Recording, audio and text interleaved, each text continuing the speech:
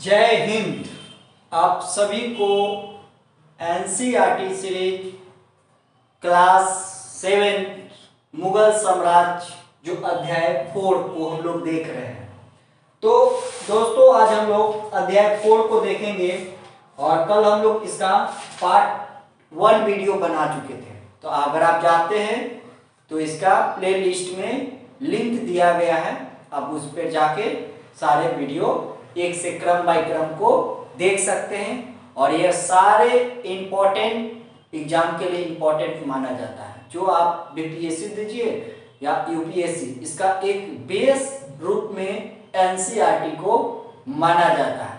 तो आज हमें देखना है कि मुगल साम्राज्य यानी आपका क्लास 7 यहाँ पर में है, यहाँ पर में ये देखिए।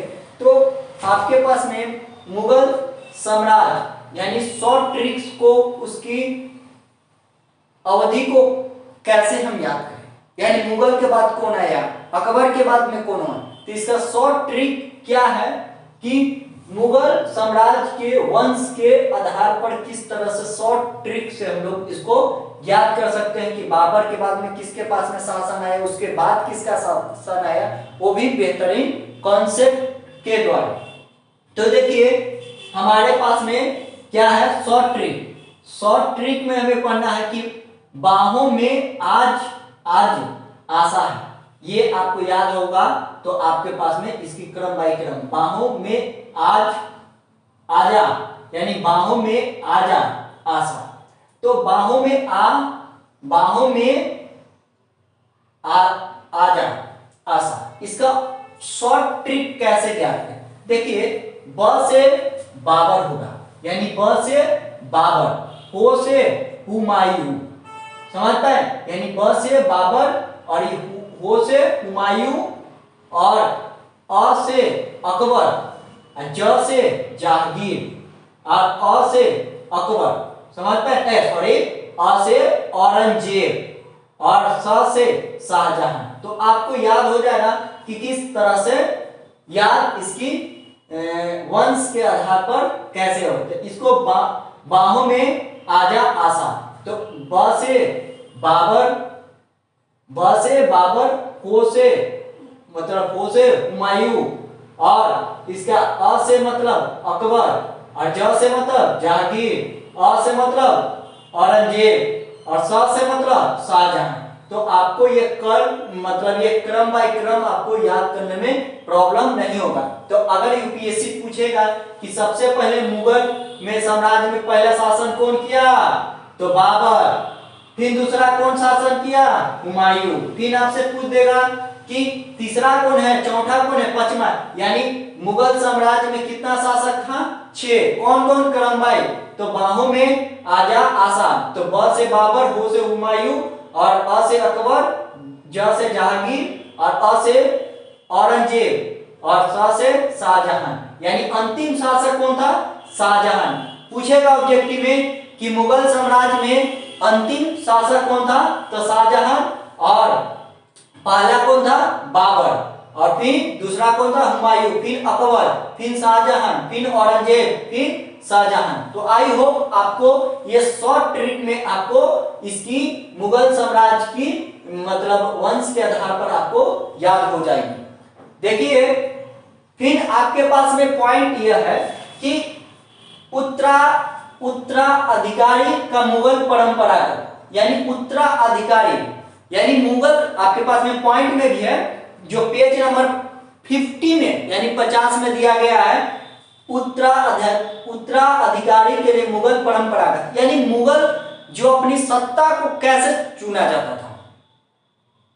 आपको पता है कि वहां पर में हत्या करके ऐसे नहीं, एक पर एक, मतलब कहने का मतलब है मुगल काल में कि सत्ता, उसके बाद में लड़ाई संघर्ष होती थी, आपस में लड़ के झगड़ के उसके बाद में क्या हो जाना, उत्तराधिकारी के लिए होता है, यानी मार धार करके। यही बात में इसमें दिखाया गया है कि देखिए मुगल नियम विश्वास नहीं था और इसमें श्रेष्ठता पिता का उत्तराधिकारी होता था। उसके विपरीत अधिकार के रूप में तैमूर वंशों ने अपनाने का अधिकार विभाजन के पुत्रों को दिया और इसके बाद में अलग अलग, यानी इसमें उत्तराधिकारी ऐसा था जो आपस में लड़ता था। एक मोस्ट इंपोर्टेंट यहाँ के पॉइंट बनता है कि इसका अर्थ क्या होता है, सहदायद तो इसका अर्थ क्या होता है, तो इसका अर्थ होता है राज यानी पुत्रों को बराबरी हिस्सा में बांटे, यानी बराबरी। इसका मतलब अर्थ आपसे पूछेगा कि मुगल काल में सहदायद का अर्थ क्या होता था, तो अपने राज्य का बराबरी भागों में बांटने की प्रक्रिया को क्या कहते थे, सहदायद। ये बात आपको पॉइंट में याद रखना पड़ेगा जो यहां पर मैं आपको थ्योरी में दी गई है। नेक्स्ट पॉइंट हमारे पास में है कि मुगल के अनेक शासन के संबंध कैसा था, यानी मुगल के शासन किस प्रकार के माना जाएगा, पॉइंट आपसे पूछा जाएगा। तो मुगल के क्या था, मुगल शासन का विरोध लगातार अभियान जिनने सत्ता स्वीकार कर लिया और इनकार कर देता था, वह शक्तिशाली शासन में स्वीकार करता है, यानी अपने आप को शक्तिशाली एक मुगल साम्राज्य था। देखिए राजपूतों ने इसके लिए अच्छा उदाहरण है, मतलब यहां पर में अच्छा मुगल के लिए किसके साथ संबंध था, वह मुगल के लिए। और क्यों राजपूत, अनेकों मुगल घरानों की पुत्री विवाह उच्च पदों पर गए, यानी राजपूत जो थे वह अपने बेटी को बनी बढ़िया चीजों को मतलब विवाह किए और उसको उच्च में, परंतु इसके लिए और तो विरोध भी करेंगे ना। मान के चलिए कि मुगल के साथ शादी कर लिया तो उसको उच्च घर में चल गया, अब मान के चलिए कोई होगा तो उसको नहीं ना बोलेगा, वो नहीं करने के लिए बोलेगा। तो इसी बात में हमारे पास में राजपूत के साथ मुगल के कोई कैसा संबंध था, विवाहिक संबंध था, यानी विवाह लोग करवा देते थे। तो आई होप आपको समझ में आ चुका होगा। चूंकि एक पॉइंट यहां पर में है कि मेवाड़ सियोदिया राजपूत लंबे समय तक मुगल का सत्ता स्वीकार इनकार कर दिया, यानी कोई कहा कि ये कौन सी चीज है, हम इसको इनकार नहीं करते हैं, मतलब हम शादी मतलब जो भी है वो शादी करें, मतलब जो भी कहते हैं कि हम आपकी ये नीति के हम खिलाफ हैं, हम इस चीज को प्रथा को हम नहीं मानते हैं। यही पॉइंट कौन, मेवाड़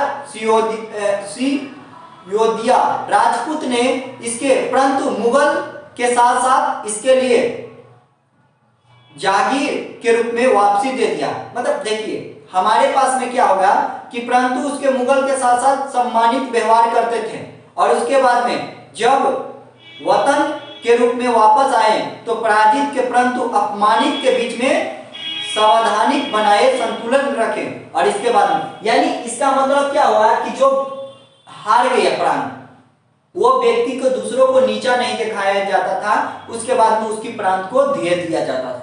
मेन पॉइंट को आपको समझना है कि आप किसी को पराजित करें, यानी आप उसको हरा दिए, उसके बाद में वह शासक ऐसा था कि उसकी राज को फिर दे देता था, कहा कि नहीं उसको सम्मानित करें, यानी अपमानित नहीं किया गया था।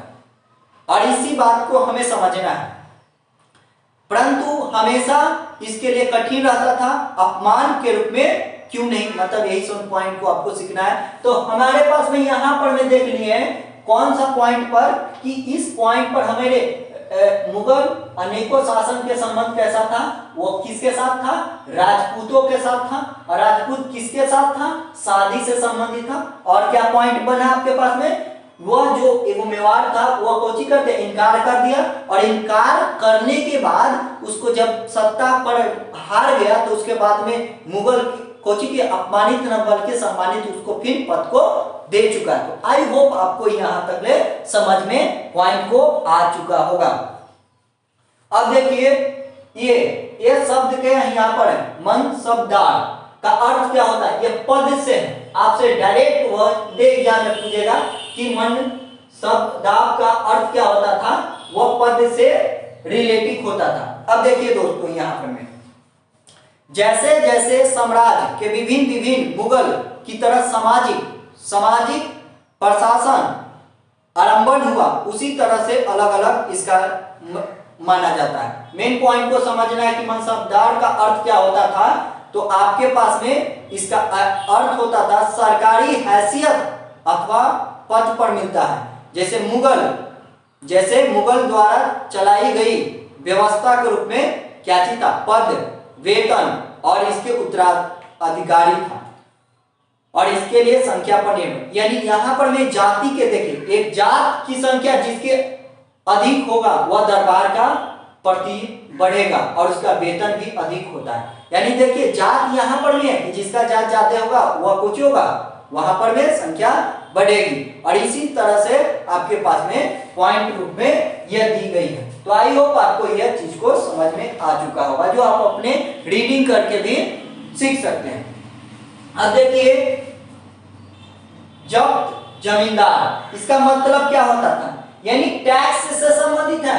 यानी टैक्स यानी राजा को चलाने के लिए क्या चाहिए, यानी आज हमारे करके क्या है, प्रधानमंत्री क्या चलाने, यानी टैक्स जनता पर करेंगे कि नहीं। तो उसी प्रकार के मुगल में था कि किसान पर कुछ करना है, टैक्स लगाना, और किसान जब टैक्स आएगा तभी तो सरकार चलेगी, तभी तो वेतन मिलेगी। क्यों, आज भी तो सरकार यही कर रही है ना, क्योंकि टैक्स के पैसा से लोगों की कल्याण करना होता है। तो यही बात तो यहाँ पर में है कि मुगल की आमदनी प्रमुख किसान पर ही निर्भर था।